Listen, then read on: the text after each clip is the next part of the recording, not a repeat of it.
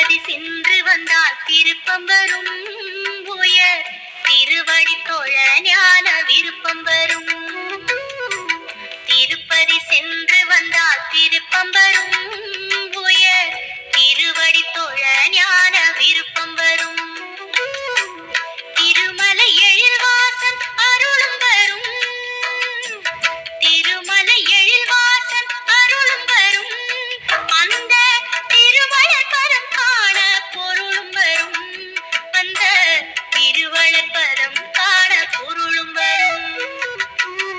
திருப்பதி சென்று வந்தால் திருப்பம் வரும் உயர் திருவடி தொழ ஞான விருப்பம் வரும்.